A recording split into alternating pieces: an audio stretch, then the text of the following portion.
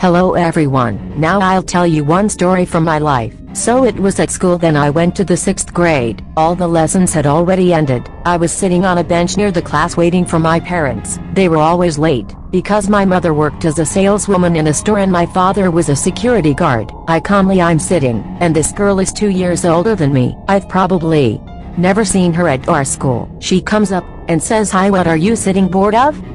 I answer her yes no, I'm just waiting for my parents, and so we started talking. I found out that she was from the 100 school. Meanwhile I went to the 80 school. We sat like that for another 15 minutes. I was a little embarrassed that the parents still hadn't arrived, and this girl my name was Lisa. She suggested that I go behind the school, but I knew that there was a watchman behind the school. Entry was forbidden there, and Lisa tells me, "Do you know what is there?" And in truth, I didn't know what was there, and Lisa suggested that I go there to find out what was there. At first I refused, but then interest took over and we went. We left the school, walked around it to the fence, and Lisa spoke after me, and started somewhere then walked quickly. I followed her. We came to some bushes. She climbed into the bushes, and after a few seconds she was on the other side of me. I also climbed without hesitation, and probably this was my biggest mistake. We walked a little further, and we saw 2 buildings. One building was small, and 3 of them were already larger. Lisa and I were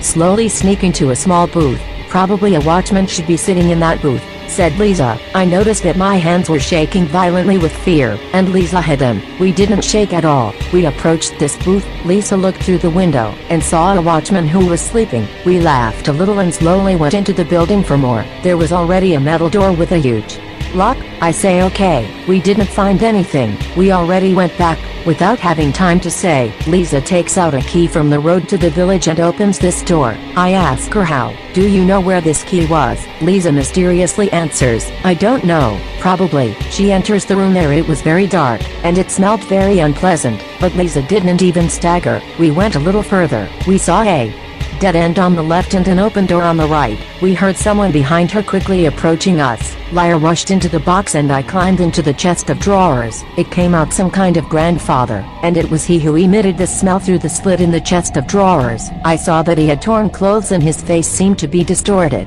His skin color was greenish. My heart began to beat very quickly, and then at first I feel how my pocket vibrates, and then I hear a pleasant melody. It was the ringtone of my phone. I twitched. Grandfather slowly turned in our direction, and looked at the box in which Lisa was. After a few seconds I turned off the song. It was my mother who called, at the most inappropriate for a moment. I see how grandfather smiles wickedly, and looks at the box. Then I seem to have received a shock. I didn't even feel anything. Well, I felt how my heart froze all the time. Grandfather, with a lightning movement of his hand, demolishes the box under which Lisa was sitting. She starts to run away, but her grandfather grabs her shoulder. She starts screaming with all her might, and I see how her grandfather carries her into the room. She screamed in that mysterious room for another 30 seconds, then abruptly subsided. There was no sound. I knew that grandfather was in that room and abruptly opened the closet and run from with all my strength. Through tears, I managed to run to the school parking lot and my mother was already standing there. I run to her. I try not to show that I'm crying. I get into the car and we calmly go home. My mother